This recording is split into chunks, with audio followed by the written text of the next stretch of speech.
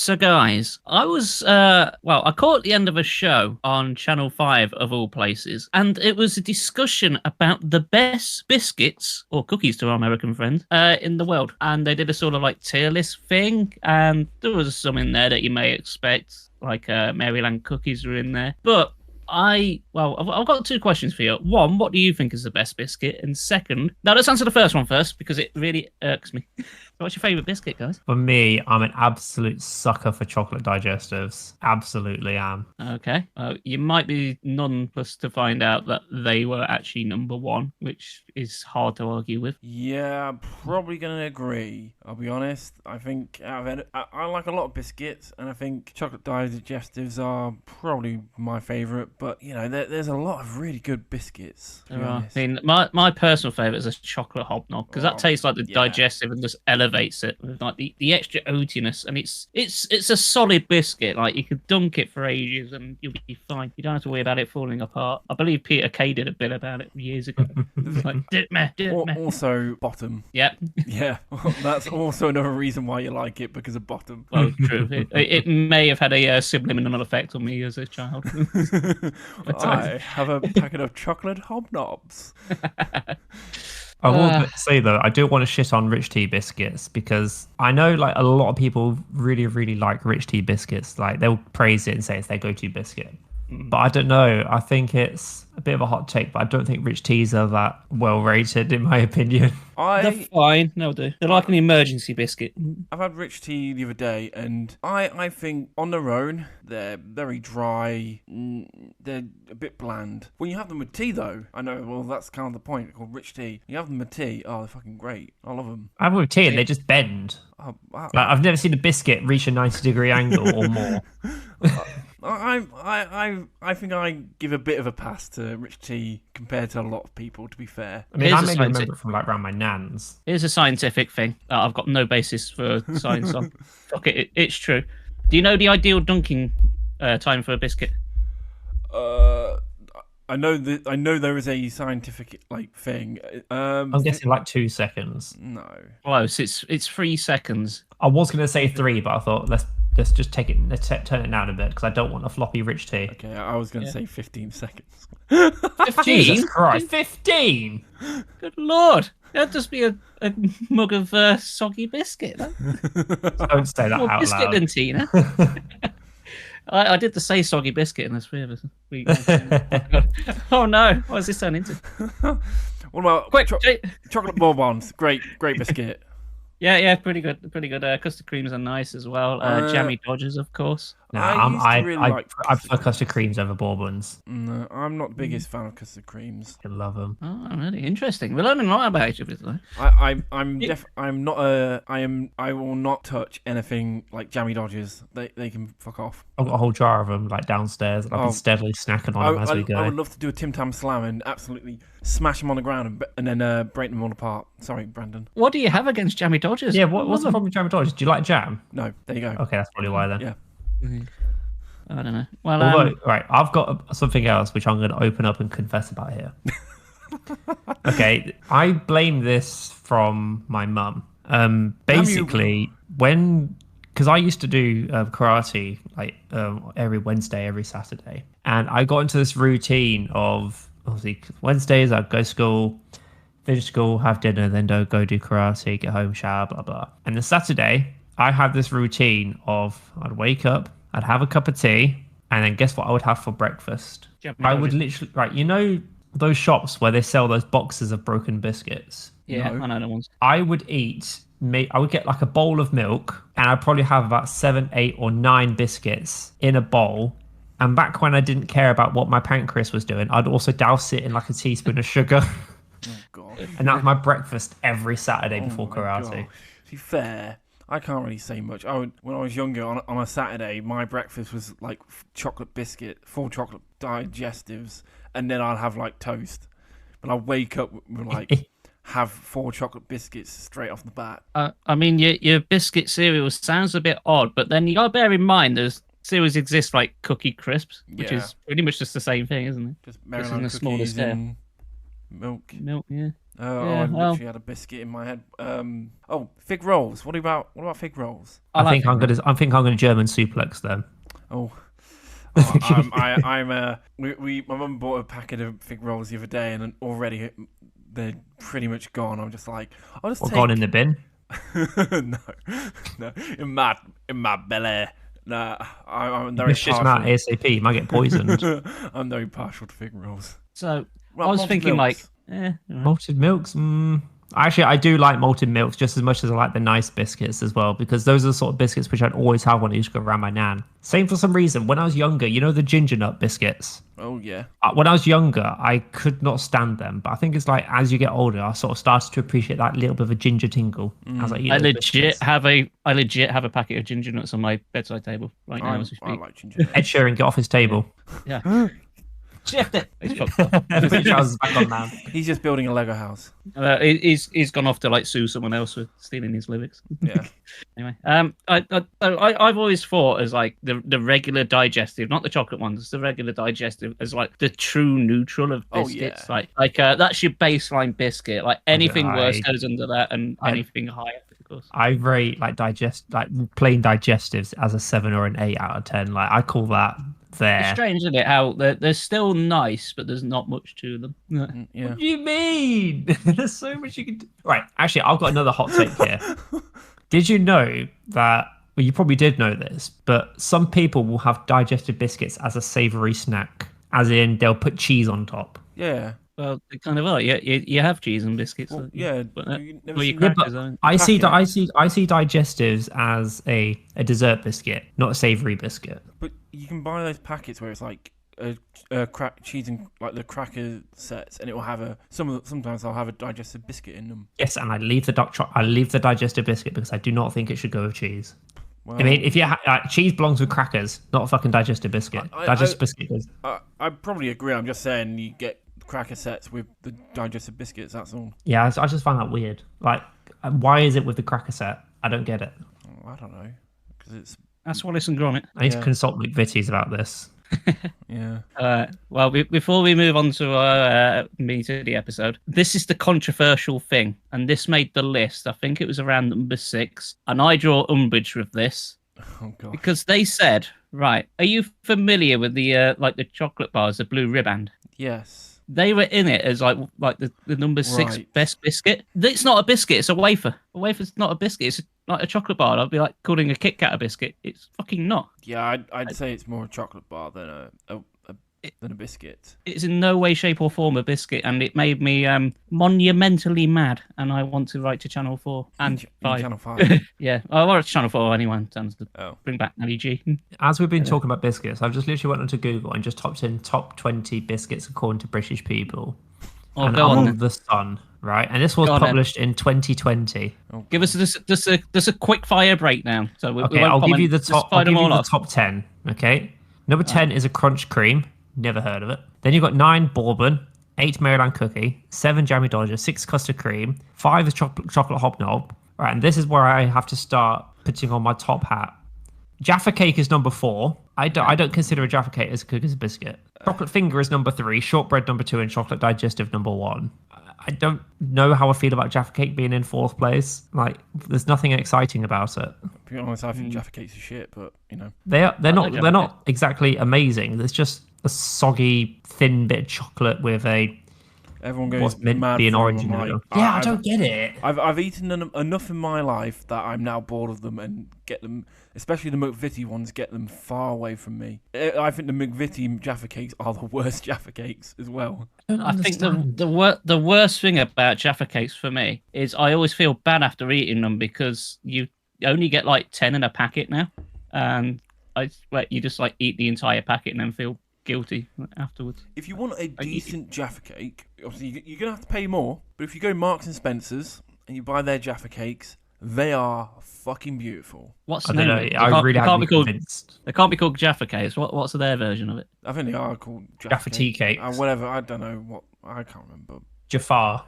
Yeah, Jafar Cakes. I don't know what they're called, but they are really nice. Yes, they are Marks and Spencers, but you get what you pay for. They are good Jaffa Cakes. Picture Achieve podcast is not sponsored by Marks and Spencer. No, All right, I'm one looking last- again on more sources to try and find out who really rates the top of the biscuits. Yeah, I was found it another paid for one. by McVitie's by any chance? No, I found another one by the Oldham Times. So gosh. basically a little village thing. Mm. Number 10 is Wagon Wheel.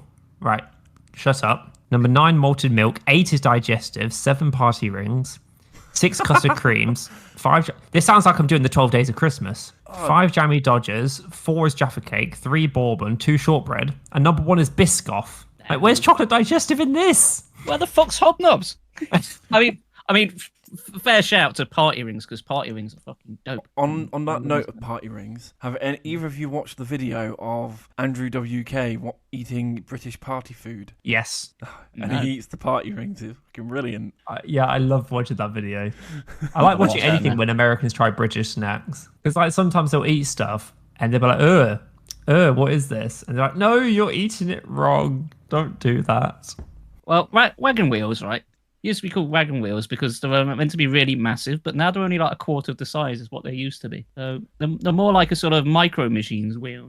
I've never really had wagon wheels, to be honest. Not really. Fine. You know, like the chocolate covered tea cakes you get, like the marshmallow. They're just that, but flattened and tiny compared to what they used to be. Like when I was a kid, like they were the size of like a PS5 game. They were huge. Like legit, though, they were really big. Like you had to like eat it in 2 sittings. They were massive. At least they seemed to be. Anyway. As round as a PS2 disc, and now they're as big as a GameCube disc. Yeah, give or take. Yeah. Honestly, though, they have shrunk phenomenally. So, I'm going to write to Channel 5 and complain about that as well. I know it's unrelated, but still, I feel it's relevant.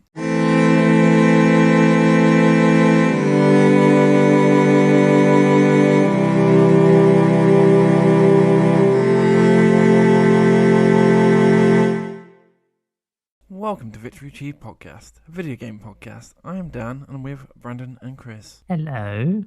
A blue riband is not a biscuit. Why did you say hello like an old witch, Brandon? Hello. I don't know. For some reason, it took me a long time to say that. Like my brain just literally just switched off, and that was for some reason that was the first thing that came out. I was literally going to go hello, but for some reason it came out as hello. Well. You sound like you're trying to do a Mrs. Doubtfire, but terribly. Yeah. I don't know. I think part of me was going to do Herbert the Pervert and go, hello, Stewie. I need to spat my tea out there. Well, my tea, which has a complete lack of biscuits. Let's top it up. Well, Brandon, you've been reading some manga, haven't you? Yes, I've been doing more reading than anything recently. One of the so I've got a manga app with Viz Media. Quite often you'll see like the top rated manga that are sort of out that week or whatever. And the one that caught my eye immediately is one called Shibatarian. Have you heard of it, Dan? I've heard of none. All 3 of these I've not heard of. Okay, so we'll do it bit by bit. Yeah. So Shibatarian is basically you've got one of the most popular guys at school, and he's obviously he's very popular, and he just wanted a bit of peace, and he went off out into the fields and I'm basically just to give you a premise of the first episode, and then I'll sort of break down to what actually happened. He then goes off to this tree in the middle of a field to try and sort of be at peace. He looks down and just finds his head at the base of the tree. He basically talks to him, is like, hello, who are you? And for the sake of argument, I'm just going to call him Shiba, but Shibata, that's his name. I remember now, Shibata. And he basically just starts talking to him, and he's like, oh, which school do you go to? I was like, oh, I go to the same school as you. And he was like, oh, I've never seen you in the school. But so essentially what this is this guy who, Shibata, he's one of these characters at school who just no one ever pays attention to, and nobody knows he exists. He's got this really sort of very strange expression where his eyes are just completely like open.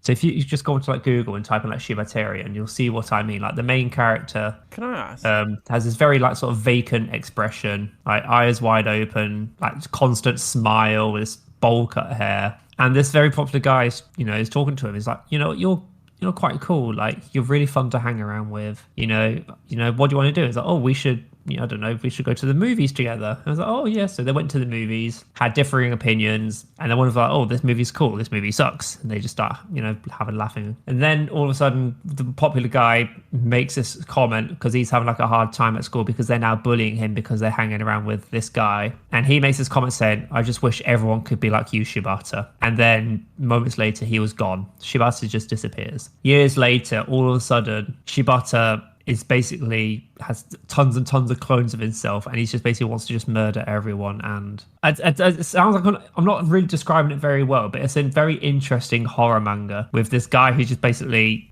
has this sort of affection for the main character, and obviously was his first ever friend, and is trying to stick for that original wish his first ever friend did. And it's essentially this survival-ish thing where he's now got to survive against this army of Shibatas, the Shibatarians. Yeah, I recommend give it a read. It's not very long at the moment. It's only about 5 chapters at the moment. It's quite recent. Yeah, it's very, very recent. Yeah, because I've just found it on the manga app you showed me. And it's got all 5 chapters, so I'll probably go through it this week, actually. Yeah, it is a very interesting read. Like, it's interesting the sort of takes they do on it, and like the bits of gore that they have in it as well. It's like not much has happened so far. It's just, we're in the future now. The main character and the student, like vice council president or whatever, classroom president, like student rep, are now pretty much just hanging out a lot now, even though they weren't obviously talking to each other back in school. And Shibata just wants to just annihilate everyone in that classroom for being a bully and everyone. So think of it like Another in terms of that bullying aspect, but you've got this Shibata who's the one who's out for revenge on the whole classroom. Like I said, it's very short at the moment, 5 chapters, very easy read. It's refreshing seeing a decent horror manga that's not written by Junji Ito, basically, because it's not often you can find a decent horror anime, and all of the good ones are pretty much written by Junji Ito. So I'm interested to see if Shibatarian can keep up its pace. At the moment, it's insanely popular on manga reading apps. And I really do hope it can keep that, that progress of being good at what it's doing. And one thing, if it does get an anime adaptation, I just hope they don't murder it when it does get transitioned to an anime. Because quite often when horror manga get translated into an anime, it loses that horror aspect in many different ways. Like when we saw like the Junji Ito first series getting adapted, and they weren't amazing, but it didn't quite hold that artistic style of Junji Ito, and it didn't quite land that horror aspect. I think anything of Junji Ito, as soon as it's animated, it's just like, yep, it's shit. That's why it just gets butchered. Yeah, but then Junji Ito's manga in general is incredible. There's a reason he's like the king of horror manga. He really is. So if I just go on to Shiba, I'm going to try and get an actual good premise off the internet. So in the spring of my 3rd year of middle school, I found Shibata buried beneath a sakura tree. We watched movies and became fast friends, even planned to make a movie together for the school festival. But no one at school seemed to know him. I will discover Shibata and the whole world will turn into Shibata. This is the story of, by, and for Shibata, now showing in the theatre near you. So yeah, started serializing on April 6th. And the author is Katsuya Iwamuro. So I don't know if he's done any other series. I'm just going to have a quick look, because it's for a series to become this popular so fast, it makes me think, has he written other stuff? And the last series was Armageddon wa Mata Ashita, which has basically zero popularity. So he's slaying it for his first series, absolutely slaying it. You guys been reading anything, or shall I continue what I've been doing? Because I've been reading just basically manga. I'm not well. I've only done one thing, so whatever you want to get into the next one. I don't know. Okay, I'll go into the next one then. Okay, so the next one I've been reading. Again, it's only recently been coming out. All the ones I'm going to list off today are series which have basically started this year.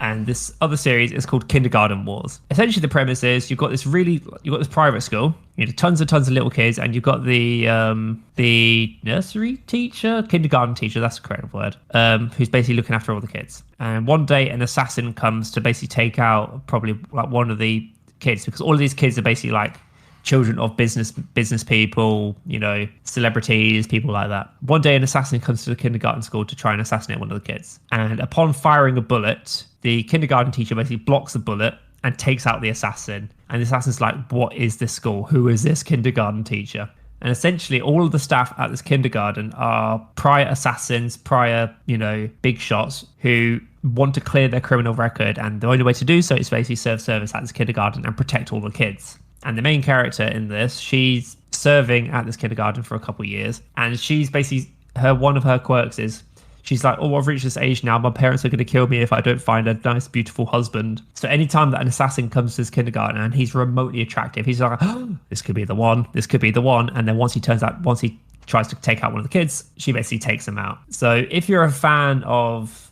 Spy Family, it's sort of a watered down version of Spy Family, how you've got the assassin kindergarten teacher. You've got another assassin kindergarten teacher who's just been introduced, as far as I am, into the manga. And it's basically like a rom-com action series going on. So, like in Spy Family, how you've got, how they're, now with her at the school. Anya. How they're like with Anya at the school. Yeah. So Lloyd and what's it? Yeah, I've gone brain dead because of the biscuit talk, for fuck's sake. I know, it's your name. So that way that how they're protective over Anya, and that whole concept of that private school being heavily protective. Think of that for the kindergarten wars. But the whole premise of it is basically assassins trying to take out the kids, and the kindergarten teachers are basically being badasses. It's just a pleasant read. It's just something I'm reading while I'm commuting to work. It's just a fun read. And the third one I've been reading, again, this has only got 3 chapters. Another chapter's just come out a couple of days ago. It's called Nues Exorcist. Premise of this is you've got the school, you've got the main character, and he sees one day he goes up into the in Japanese build schools, that trope of they go up to the roof of their school and they meet someone, or it's an open space. That trope, Dan? Yeah. So he goes up onto the top floor of the school and he sees this lady dressed in black, looking quite sinister, really dark aura around her, spirits flying everywhere. And she turns out to be a spirit. And it turns out the main character is basically from a line of exorcists, and it's their job to basically exorcise demons. And the Nue, the demon who they found, is actually one of the people who her job is to stop all the spirits from escaping and bleeding out into the real world. And so it goes about of her training up the exorcist to basically fight off the demons. So if you're a fan of things like I don't know if you've read it, to be fair, I can't even remember the name, so let's just forget I said that. It's just that casual average shonen series of school drama, MILF exorcist person thingy, school shenanigans. It's overall, it's got an average plot, but it's interesting how Nue, the demon who he found, is basically a hardcore gamer. So on the very first day they meet and he passes out, he's just like, oh, let's go play video games together. And it's like, okay. So they just end up playing video games. It's got odd little quirks like that, which is kind of cute. But I just really hope it doesn't fall in the same story as Tokyo Demon Bride story did. I don't know that. Because that series, that's left a very sour taste in my mouth, that series. I thought it was going to keep going on, but it just didn't feel like it had a climax. It just didn't. It was gripping me all the way through. I was like, oh, this is quite a pleasant series. It'll be nice to see where this goes. And then it finishes. And I'm just like, but nothing's happened. Why have you finished? Why does it say the end? So I hope Nues Exorcist actually follows a decent story. I hope it goes towards that series like Twin Star Exorcists or things like that, where it actually can evolve and develop. But I don't think it's going to necessarily do that because of the premise of it still being based just within the school, which is probably going to hold back a lot of the overworldly plot points. It's probably only going to be a short series anyway by the feel of it. So Shibatarian, highly recommend, give it a read. Kindergarten Wars, if you just want something chill to read, go for it. And if you like MILF Teacher Demon Exorcist, read Nues Exorcist. Oh dear. And that's what I've been up to. Can I ask, Brandon, are you watching anything from the new anime season? I've left my iPad downstairs, so I can't actually tell you what I'm watching. But I've mainly been watching Mashley, Demon Slayer. I can't remember what else. But I'm still just going through this phase where I've been rewatching stuff. Yeah. So I'm rewatching My Dress Up Darling, just because I've. Oh, yeah, that's another thing I've been up to. I spent £400 for Forbidden Planet, and I'm not even guilty. I basically bought all of Stardust Crusaders manga. I'm super fucking happy about that. Finished off Demon Slayer. I bought another 4 Chainsaw Man. Good lad. Yeah, so I've now got Chainsaw Man up to volume 8, which is where things start to get a bit spicy. I don't know about that. They start getting spicy far in like volume 5. But I'm on about like Bomb Devil and now getting towards, the actual Christmas. scary bits. Yeah. Oh yeah, that's where. Oh sorry, yeah, that's where I am. I'm at the Christmas Devil. Yeah. Yeah. So yeah, I really like that because that was really spicy. Also, side note, by the way, Dan, you know that devil who her quirk is just basically saying Halloween. Yeah. For some reason, anytime I read that bit with her saying Halloween, Halloween, it plays in my head in that same voice actor as Diva from Overwatch. Can you just imagine that? Just her going Halloween in that sort of Diva robotic. that. What's that? I can imagine Diva saying It's because Diva has got the voice line saying Happy Halloween. She's got that voice line, which is why I think anytime I read that devil saying Halloween, it came over to me in Diva's voice lines. I guess that's something we should mention. Have we all seen the Overwatch 2 news recently? That is it honestly is shocking behavior. So for those of you who don't know, so one of the premises of the reason why Blizzard Activision wanted to make Overwatch 2 is Overwatch 1 was out for about 5 or 6 years at this time, maybe even longer. And they wanted to basically rebrand it as not just a PvP game, but bring in a PvE aspect. So have this like skill system against, so like things people like, I don't know, Tracer might with her dual wield guns might get different abilities like, rather than maybe having 3 teleports, she might have a 4th teleport, or her pulse bomb might have, just different abilities which they could tag on as part of their skill tree. And within, I think, not even a week ago, there was an announcement that Activision Blizzard are now scrapping the idea of the PvE, which was the main selling point of Overwatch 2 in the first place. And this is the bit which actually riled me up, Dan, so Overwatch 2 came out in October last year. One of the lead directors said, it wasn't until late last year we came to the realization we wouldn't be able to fulfill the Overwatch 2 PvE dream. Okay, so just bear that in mind. So he said at the end of last year, they came to this idea they wouldn't be able to do the PvE. The game came out at the end of the year. So literally, as soon as the game was released, they came up with the idea they're not going to do the PvE. Like, what the fuck? Yeah, it's Activision Blizzard for you. I'm never surprised when these things happen. I can't believe how bad. I saw like memes going, the most pointless sequel of all time, Overwatch 2. It literally is. The only thing that's different is one less tank and a few more maps. There's nothing different. Everyone's still crying out that you just can't play the first one now. It's like it wouldn't be so bad if you could just play the first one, because that would still be more popular from what I can gather. I mean, the actual PvP of Overwatch is still okay. Like, it's still fun to play. Like, I don't have any problems with the PvP of it. I mean, every now and then they can change the balances, but I just hate the cash grabbiness of their new battle pass system. I hate how expensive everything is. I miss the loot box system. I think everyone does. I miss the experience ranking system, like the prestige system. I miss that because you don't know how long people have been playing the game for. It's just so much that has actually angered the community as part of these changes. And also, one of the excuses was that we had this really big idea of the Overwatch 2 PvE system, and we wanted to implement a lot of different things. And because of all these different ideas that we wanted to implement, we were taking resources away from other teams, which meant that it was sacrificing part of the game's development. And they thought, because they had so many ideas and they couldn't implement them all together,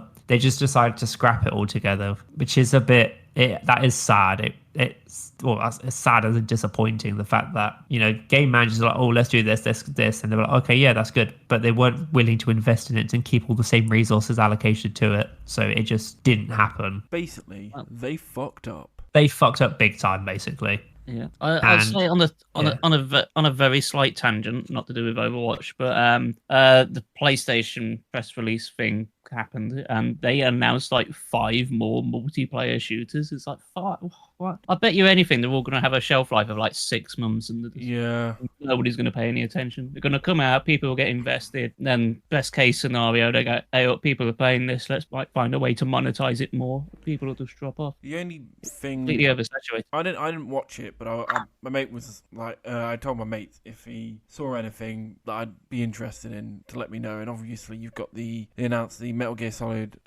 3 remake, which I mean, I think that's the best. That's the best thing that's been announced. That'd be Like, pretty cool. I know I was gonna say, like, how do you feel though about the Metal Gear 3 being remastered, but Hideo Kojima's got absolutely nothing to do with it because it's his baby, isn't it? Well, I don't know. Like a lot of remakes don't have the original creators a part of it. I don't know.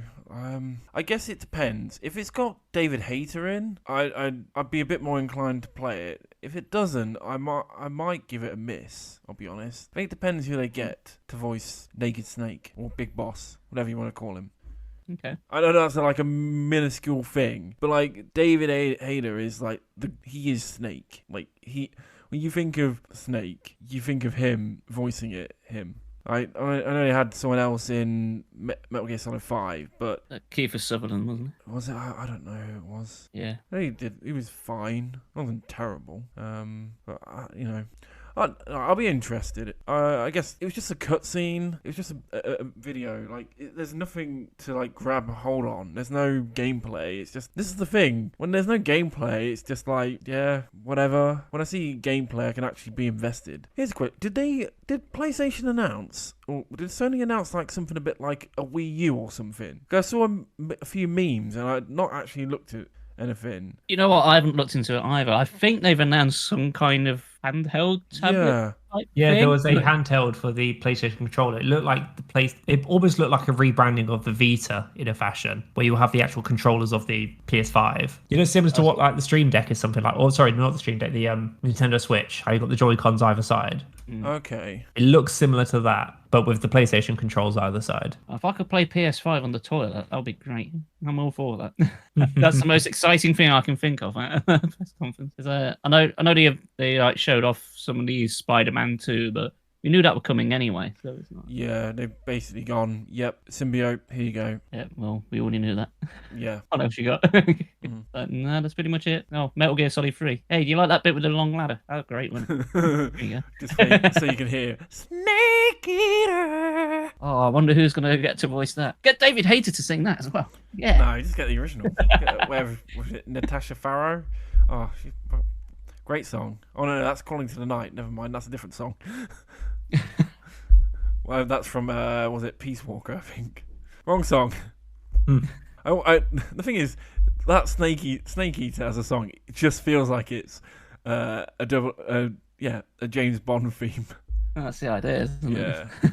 Although it's kind of weird, like, as a song, because, yeah, the song's okay, but it's one of those weird ones where it's, like, a decent song that's also, like, meme status as well.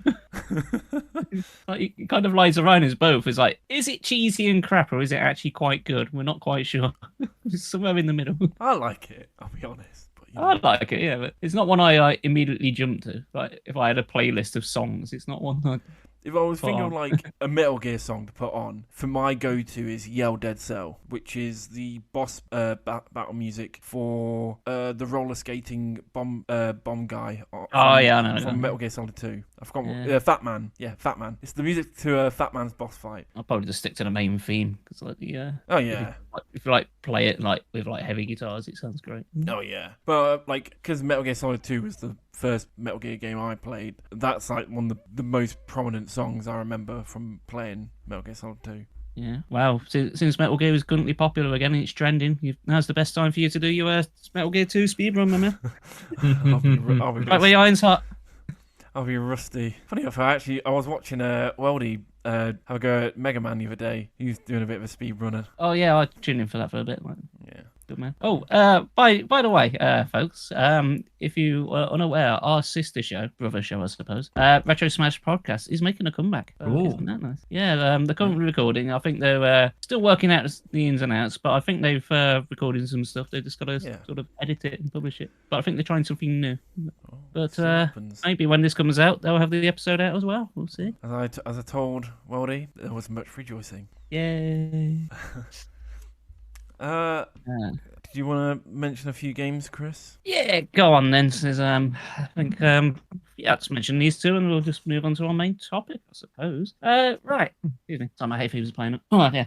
So I have been playing two games, one on Game Pass and one on PS Plus. So I'm keeping it varied this week. So I'm gonna start off with the one I played on PlayStation Plus. So I let's try again.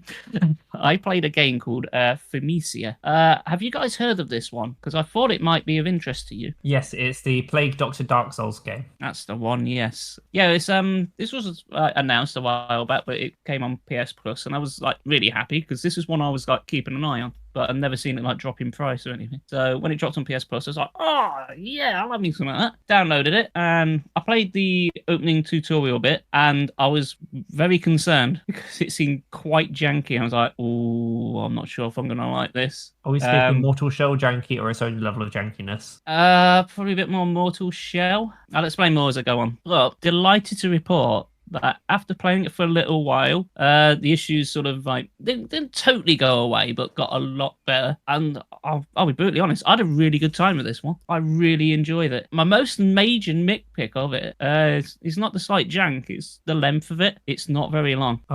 It's kind of got like a hub, as you might expect. I mean, thematically, it's a bit like Bloodborne, like because it's got like Plague Doctor Mouse, if I had to compare it to anything. But it actually plays slightly more like Sekiro.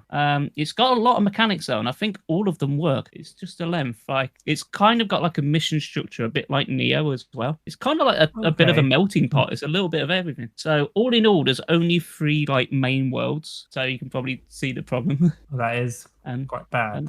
Yeah. I mean, it's still kept me going for like, I don't know, 15 hours or so. So it's not like hugely short, but when it did wrap up, it was like, oh, I thought there'd be like at least one more world.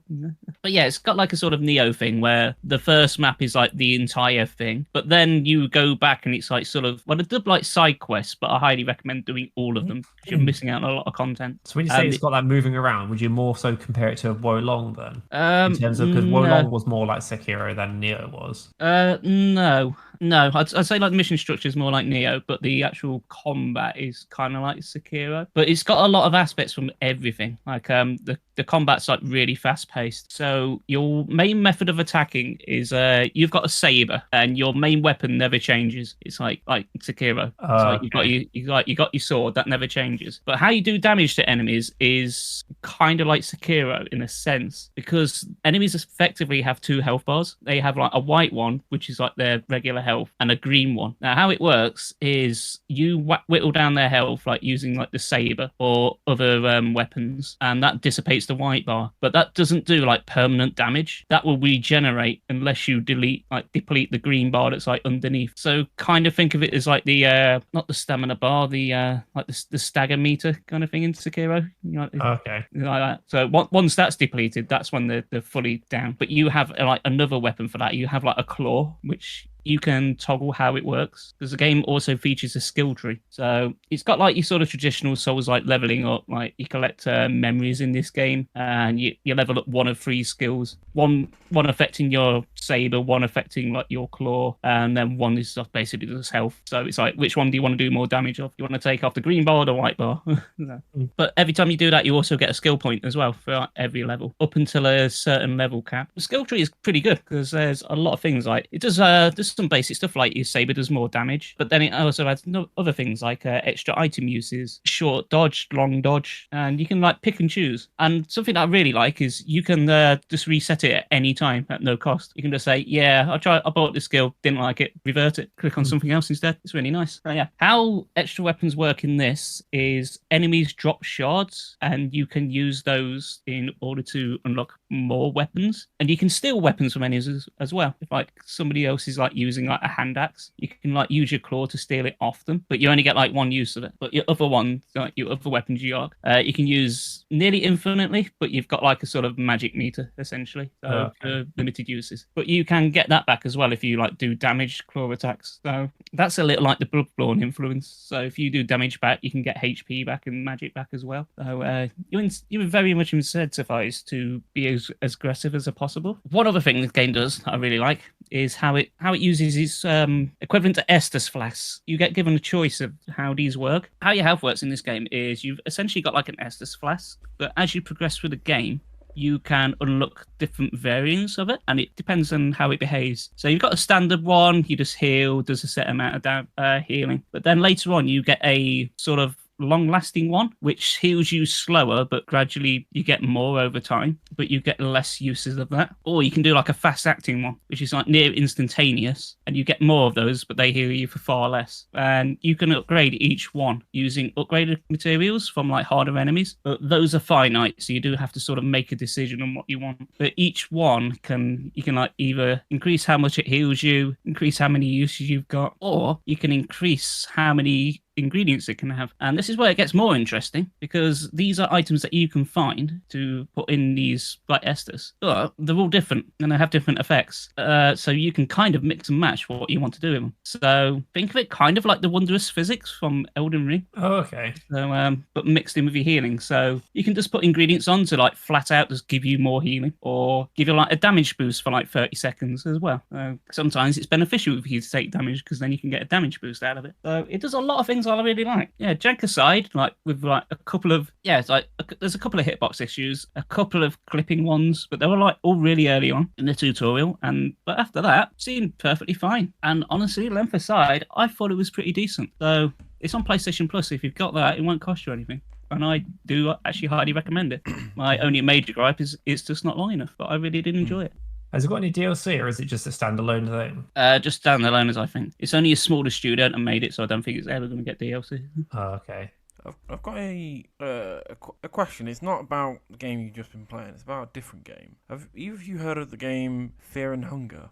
Heard of, but not played it or seen it. Yeah, that's been going around a bit, mainly because I know Super Eye Patch Wolf did a video on it, and that's exploded a bit, and I know Sea-Dog VA's been playing it as well. So there's been a few big streamers playing it at the moment. Well, I say it's they've had to censor it because it's a very explicit game.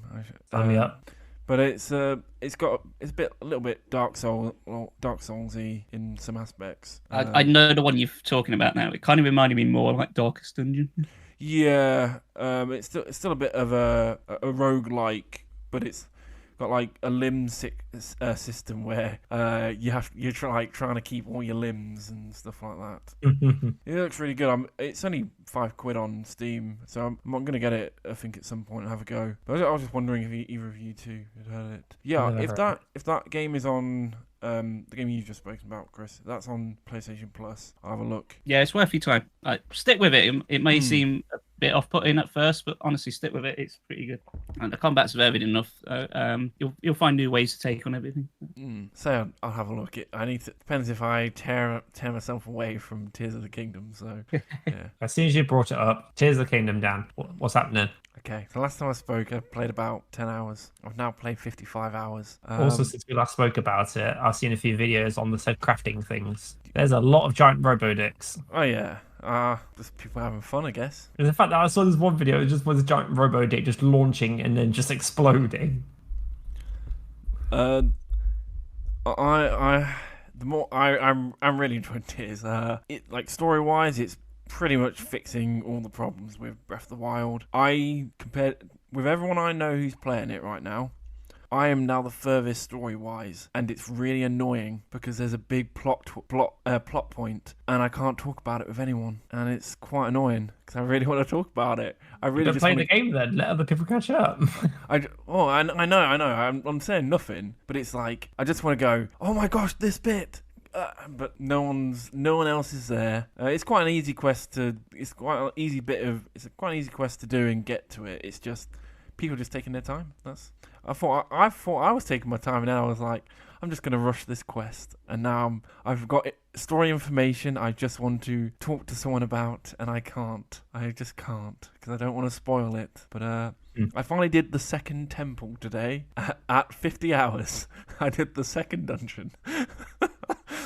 But I did say to myself I was going to go into the third dungeon straight after, so I'm just doing like the quest before getting to it. Yeah, I'm really enjoying Tears. It's definitely, as I said it before, it's definitely feeling like it's fixing a lot of Breath of the Wild problems. I realised with like the fusing mechanic, what you need to do is kill kill enemies and use their spoils as to increase your weapon damage. So where you know how I don't know.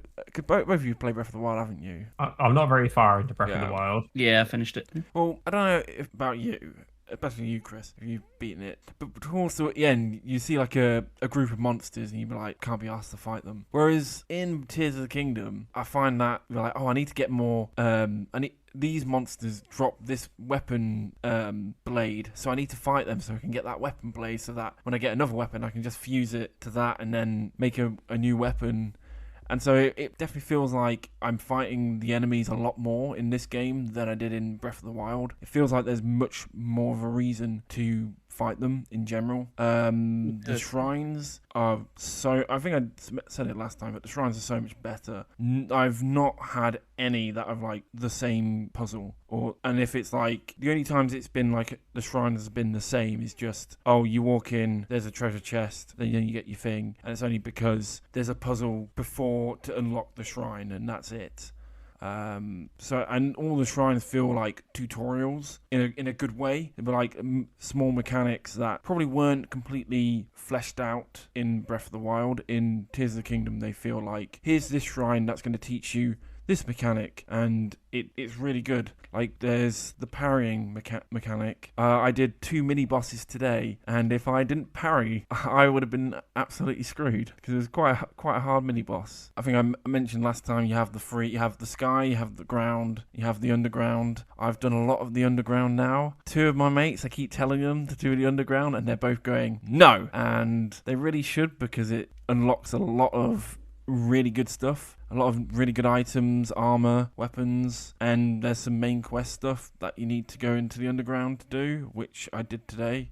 So it's worth it. And although I get really lost because it's really, you have to light your way and it's really dark. And so I just constantly get lost. But there's some easy way of knowing kind of where to go once you realise certain things about the underground. So I've got a lot of markers on my map to help me know where to find things. But yeah, I'm really enjoying it.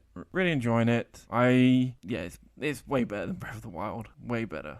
And like I said, story-wise, it's been good. Ganondorf is a fucking Chad. Zelda is really good, although I have actually found Zelda, which is quite interesting, but I'm saying nothing more than that. And I'm interested to see how it all wraps up. Hopefully it does something I hope it does because of what I found out story-wise, but it's been good.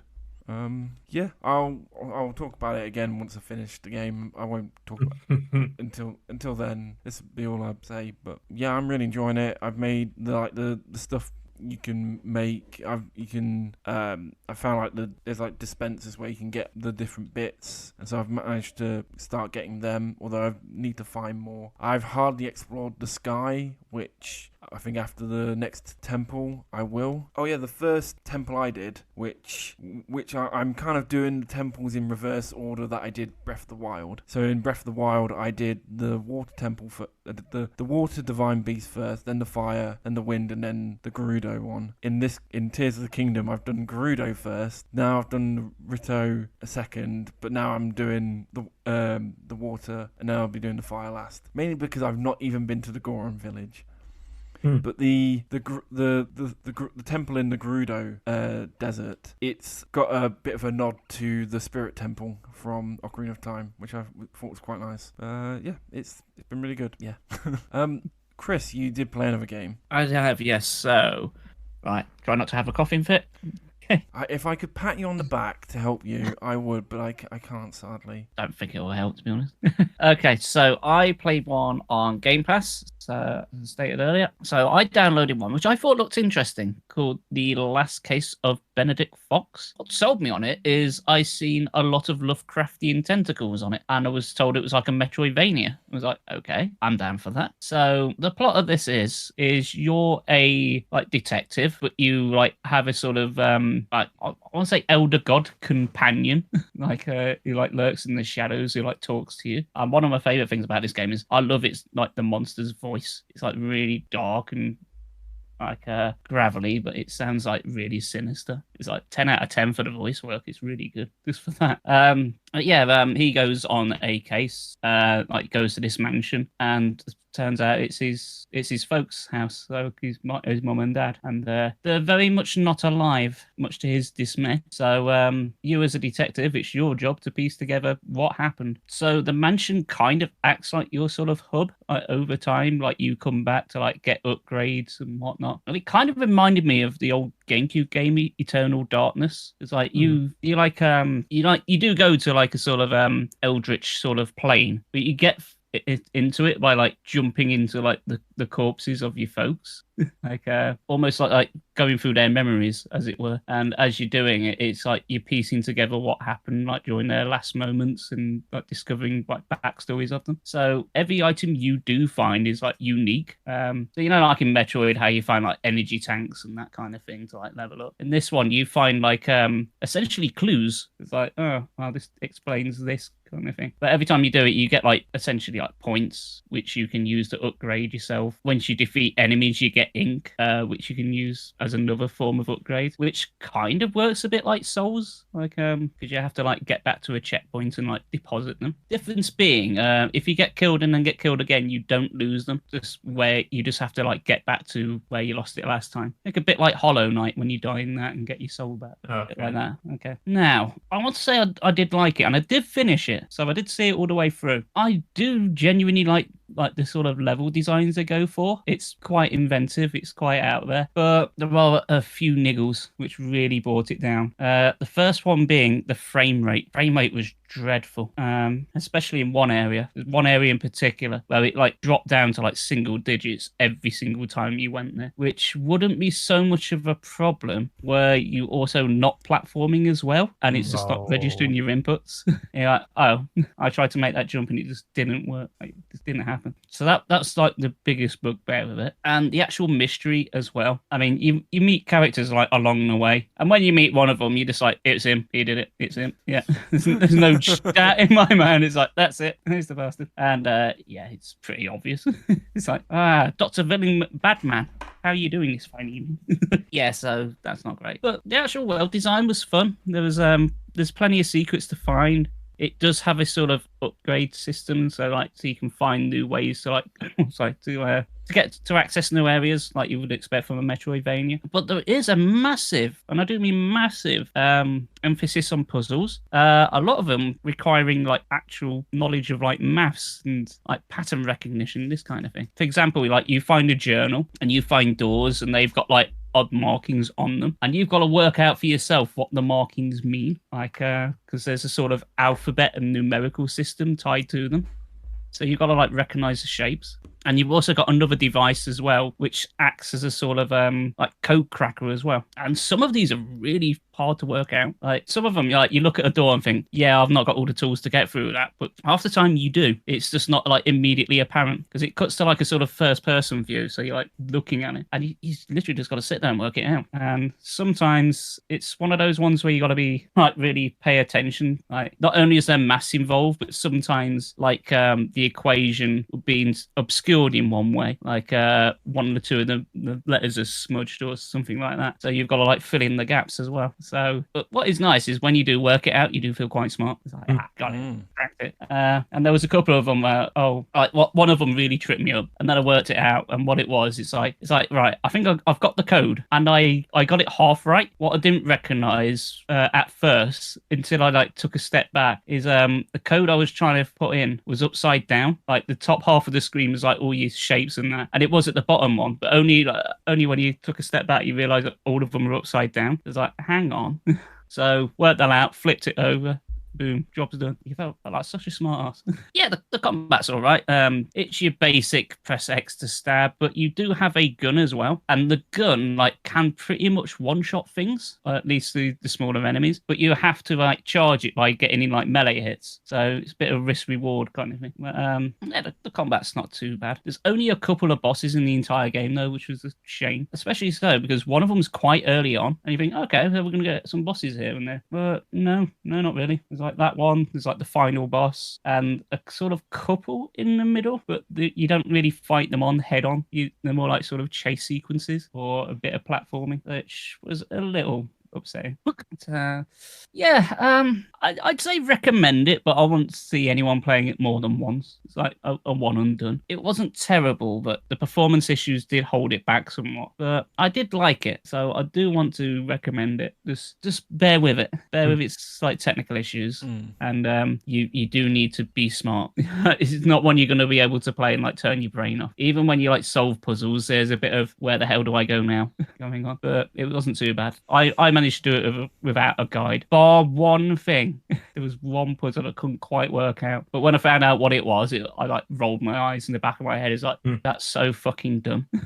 Dumb or clever. Yeah, I'm not sure. It's one of those like, oh, for fuck's sake! It's like, how the hell was I meant to work that out? One of those ones. Yeah, I don't know. But that was like only one instance. I think like in hindsight, it was actually really obvious, but you had to think outside the box a bit.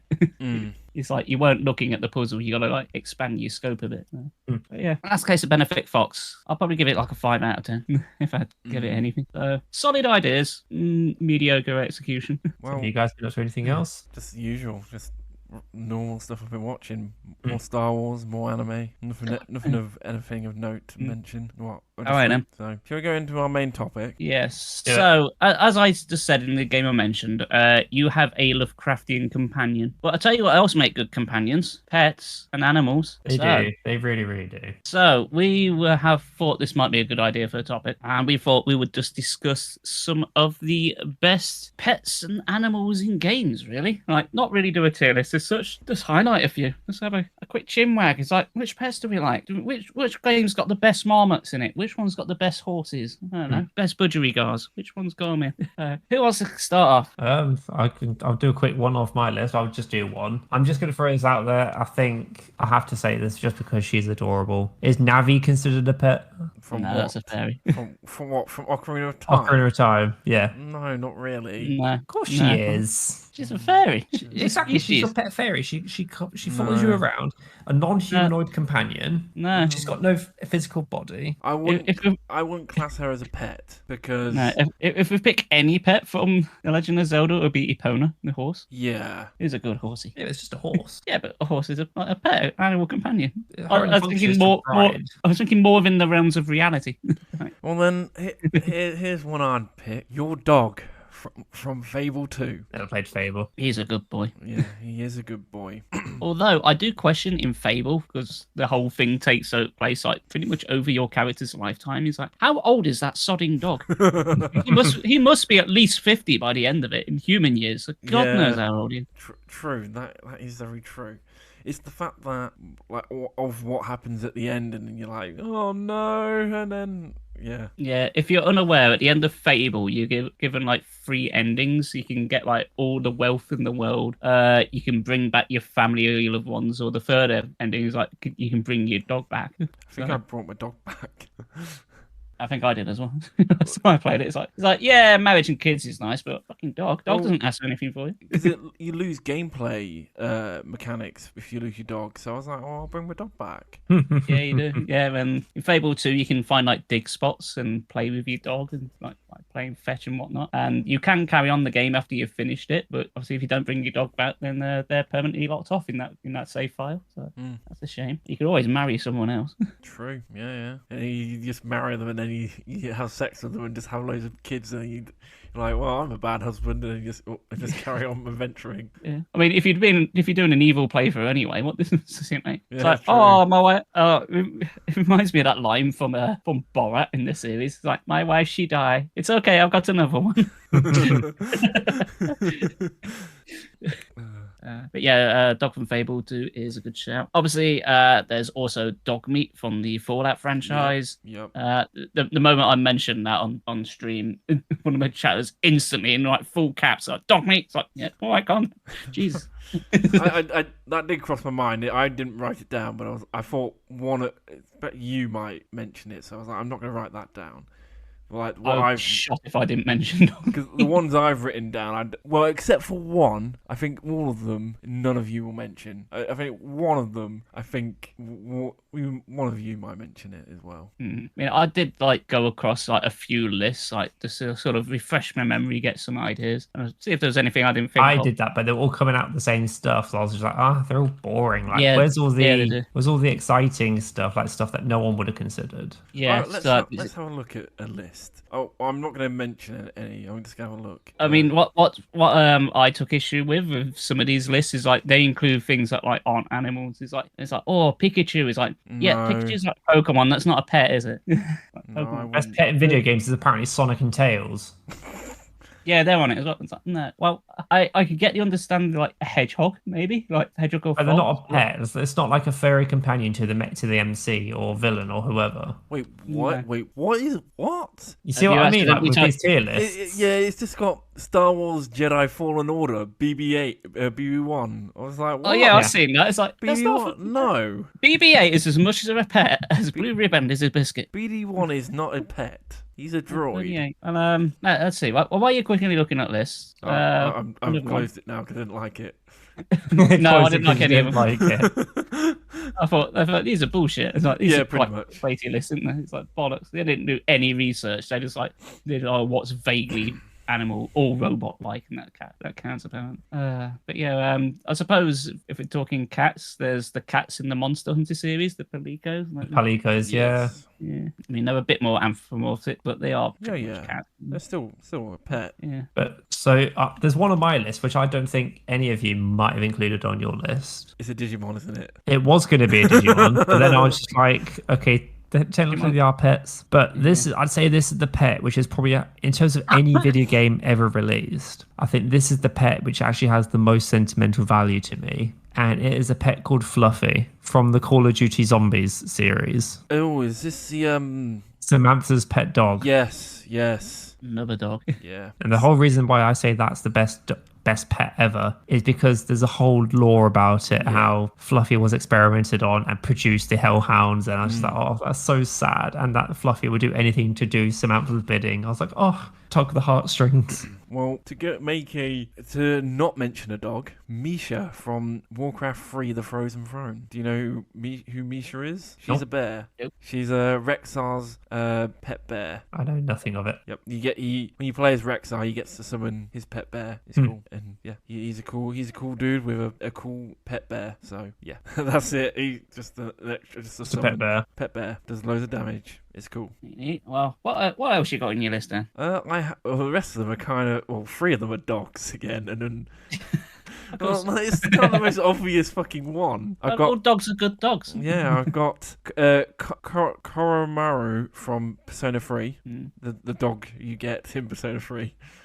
Who's one of the playable characters. It's like, oh, this dog has a persona. Well, there we go. I have Angelo from Final Fantasy VIII, who I literally forgot about, but CWA's been playing Final Fantasy VIII yesterday and today, so I've been watching it, and I was like, oh yeah, I forgot that Renoa has a dog, as a pet dog. Yeah, when I seen the Final Fantasy entries, it was all chocobos. It's like, it's a bit of a stretch. Sort of Red 8 as well. Chickens, maybe. Say again? Red as well as one of the pets. Nah.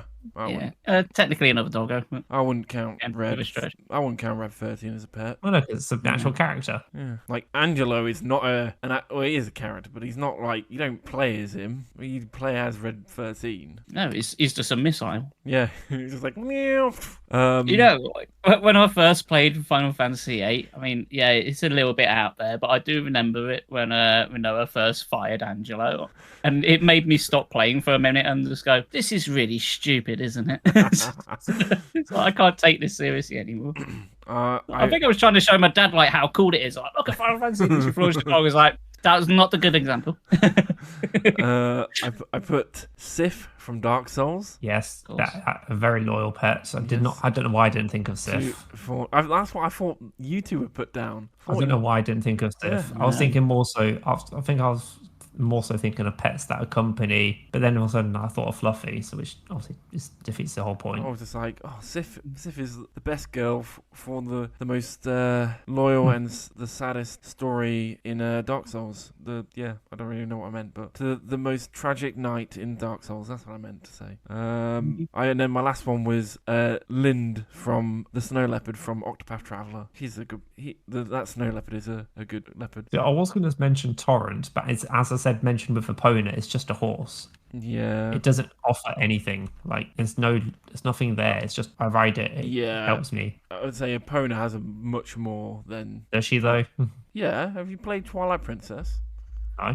Oh, well, yeah. Like, all I know is from Ocarina of Time, Majora's Mask. I was like, it's just a horse. I was more in Majora's Mask than Ocarina, but yeah, my opponent's got quite a bit. But that's what I put down. But Konohamaru from Persona 3, Lyn from Octopath Traveler, Sif from Dark Souls, Angelo from Final Fantasy 8, Misha from Warcraft 3, and your dog from Fable 2. So neither of you got Boo the hamster from Baldur's Gate. No, because I've never played it. Yeah, go for the eyes, Boo. Go for the eyes. I never played it. Neither have I, but I know the phrase. And I know people are very fond of Boo the hamster. Fair, you know what? I didn't even look at my Steam library for games that have pets in. Yeah, what else we got?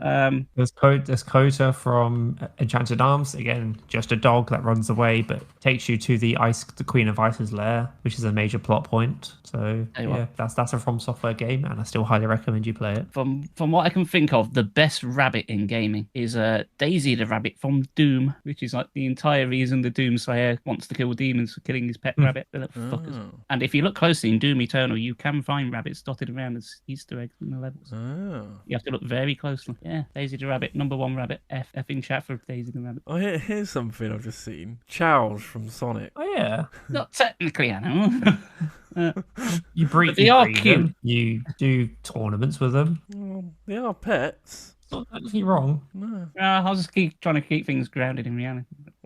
Well, a Are video there any game. pet birds in any games? Oh, Borderlands. You got Bloodboy. yeah, Mordecai with his pet bird. Yeah. What's the name There's of the his... cuttlefish from Subnautica. Got to mention that. Familiar with that one. The cute fish. Yeah, it's like a fish you find right at the end of the game. You can put it in your aquarium and it just follows you around everywhere. Go on, Chris. I'm gonna say I've recently been playing Spyro 3 for the first time, and there's a lot of animals in that, but I wouldn't say any of them are good. They're all gatekeeping little shit. It's like, oh, you need this to help us save the world. Oh, here, do a tedious side mission where we're going to obstruct you and then you can have it. I quite like the best dragonfly pet. I would say the snow leopard in Spyro 2 is quite a nice little pet.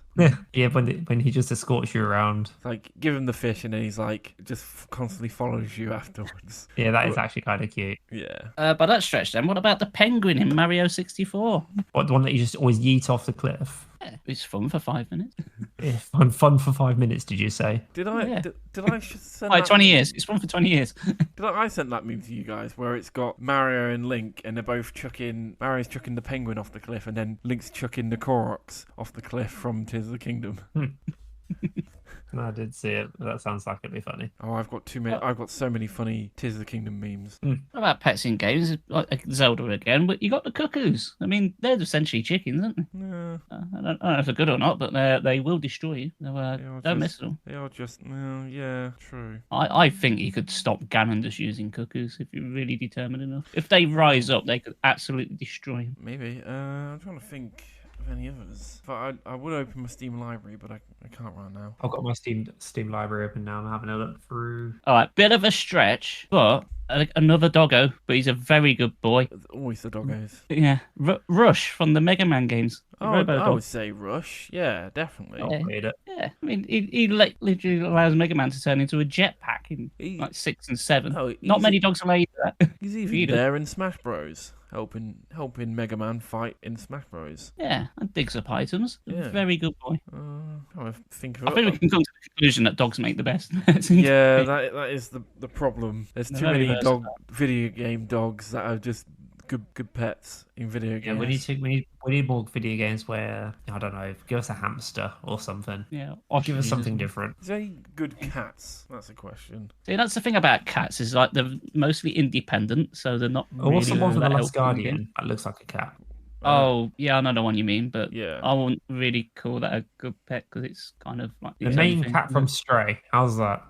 Well, it's not really a pet though. It's It is a cat. I class that as a cat. Well, there's just Palico. Palico seems to be the best. Alvina from Dark Souls. Yeah, and She does nothing. there's the other cat in Dark Souls 2 who sells you stuff. Oh yeah, whose name I can never pronounce. The cat ring so you can actually go down the sewers safely.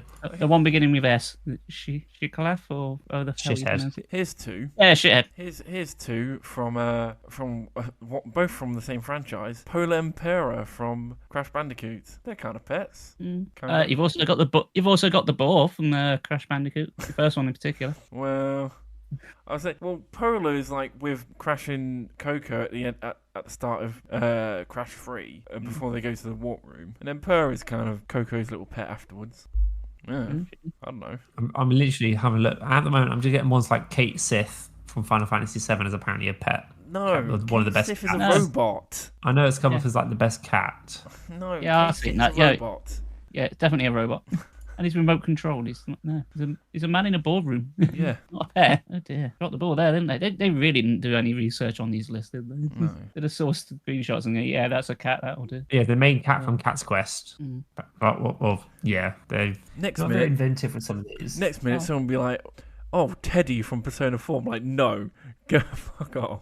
Although I wouldn't blame them if they started listing all the Arcanines girls because they're good. They're good animals. I did think of a cat. I did think of the cat from Persona 5, but I wouldn't say that he's the best pet. He got really annoying really fast. I was like, shut up. Let me just play the game. I'll do something tonight. No, you have to go bed. Why? Why do I have to go bed? I want to do something. So no, he's not a good pet. He's a bad cat.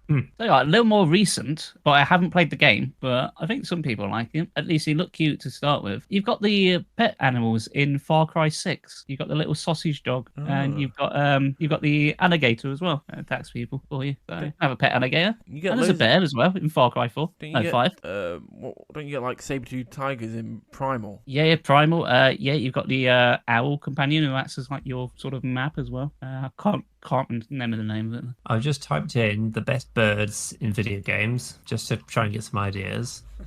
Guess what the top 3 is? Oh, sorry, let's do the top 5.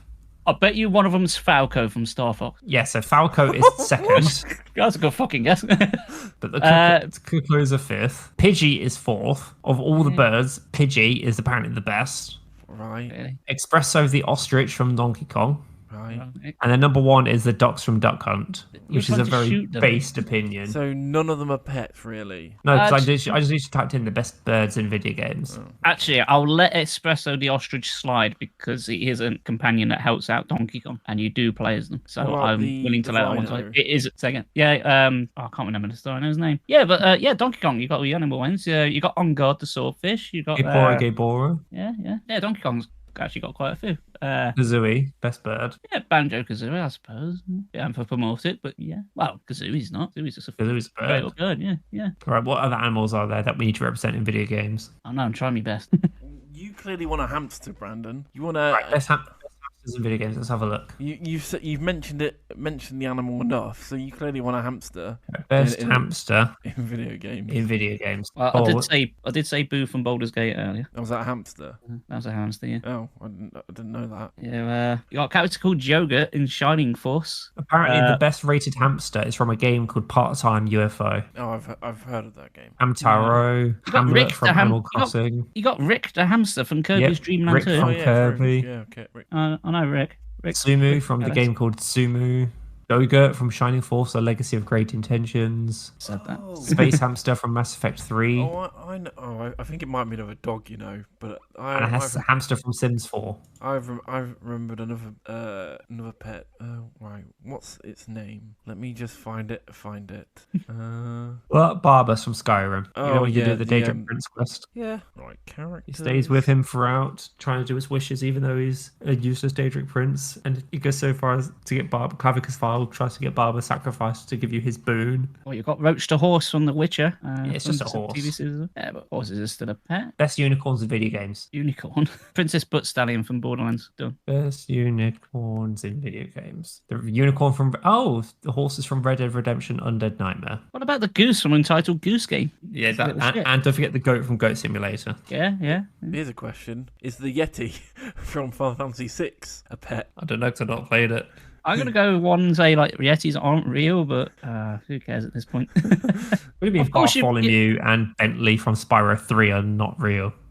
No, I only say the Yeti from Final Fantasy VI because you can't actually control him when he's in your party. What about the Nintendogs? We have to talk about those. Dog- Did you guys actually play Nintendogs? No. You never played it? No, because I'm not 6. I'm not a No, girl. but I mean, like when the Nintendo DSs first came out, I think Nintendogs was the game that I got with my DS, and I just always used to love playing it, like taking the dog out for a walk, picking up its shit, and basically trying to get the free presents, stroking it, and then just grooming it. It's obviously, being like 9 or 10 at the time.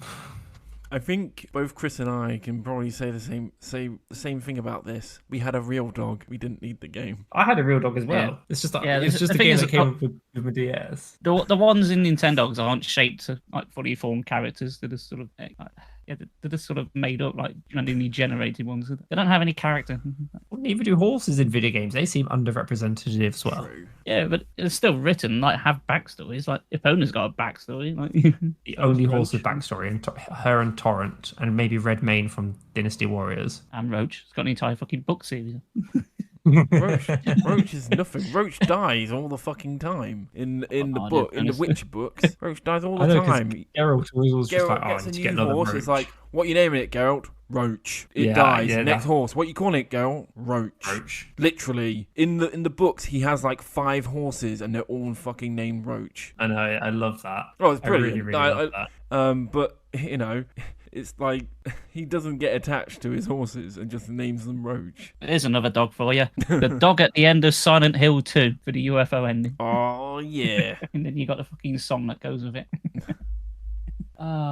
Yeah, I'm running out of animals. I'm running out of animals. I don't know. Donald Duck from Kingdom Hearts. There we are.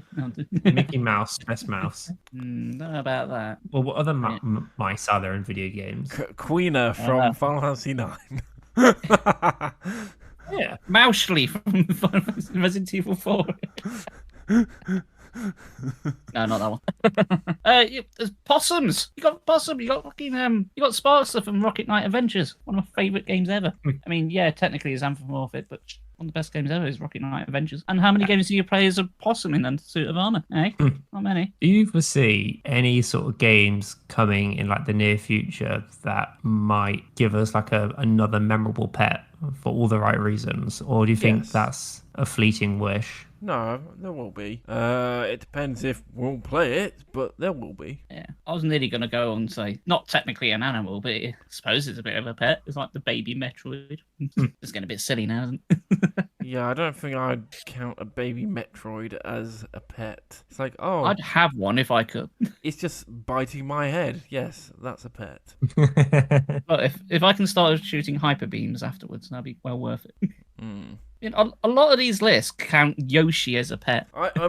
I was like, I wonder when one of us are going to mention Yoshi. And I think all three of us are like, nah. No, not. It's not a pet. It's a playable character. And that you keep like throwing to his doom just to make jumps. So I'm surprised. Do you think all the Yoshis are called Yoshi, or do you reckon Mario is just doing the same as Geralt does with Roach? It's same as Geralt. Got a new Yoshi. What's his name? Yoshi. Oh, the red one's died. What's the yellow one? Yoshi. Yoshi. Gonna throw that to its doom just to make a small jump as well. That all makes sense now that you mentioned it. They're all called Yoshi. Doesn't matter what color they are. They're all Yoshi. Yeah, I think I've probably stretched the limits of this. Somewhat. I mean, I yeah, can't there's think some of any other legitimate creatures. Yeah, I mean, it's mostly dogs, isn't it? It really is. It's mostly dogs. Mostly dogs, yeah. I can't think of many birds or other animals which are video game companions. No, a lot of them are a real stretch, or yeah, you gotta play around the rules. It's not like fully a bird. It's like semi-sentient, like semi-anthropomorphic. Yeah. Oh, you know what? Skatebird. Did anyone play that game? Skatebird. Yeah, game that came out a couple of years ago, which everyone got really excited for. It was like, you play as a skateboarding bird, and then it came out and it was absolute crap, and so many people were upset. What the hell is this game? I'm literally seeing pictures of it now. All I see is a budgie with its thumbs up. Skatebird. Yeah. Yeah, I've typed in Skatebird. I'm very confused. Yeah, it's literally just a skateboarding game where you play as a bird skateboarding, and people have just sold on that concept, and then it just came out. I have one sentence to sell you the game. It was apparently designed by Megan Fox. There you go. That's my ending note for that. Fair enough. Well, then. Well, I suppose we've got to ask everyone at home, who's your favourite animal in gaming? Anyone different from our list? I'm going to still stand by and say Fluffy's the best from the zombie series. Yeah, I think that's fair. Sif, I've man. never ever played it. Sif. Oh, it's got to be Sif for me. I'm going to stick with Rush from Megan. There you go. We've all got different favourite pets. Yeah, and they're all good boys. Yeah. They're all kind of dogs. Fluffy girl. Fluffy's best girl. Well, you got Sif. Don't know about that. Sif, questionable. All right, we've got one good boy. Two good girls. Well, yeah. Well, I guess that's it. You know where we are on social media. The usual places: Facebook, Instagram, Twitter. Yeah. You know where we are on your podcast wise. You know where to find us. Yeah. I don't know what to say. Just I guess that's the way that's the way the cookie crumbles. Yeah. That's the way the rich tea biscuit bends in the tea. Funny enough, it kind of like the last episode kind of works quite well into this episode, because the end of the last episode I was like, I told you can't pet the dogs in Tears of the Kingdom. You're like, what? And now this episode we're talking about video game pets. Yes, it's almost like a striking coincidence, isn't it? It's almost like we planned it. No, we didn't.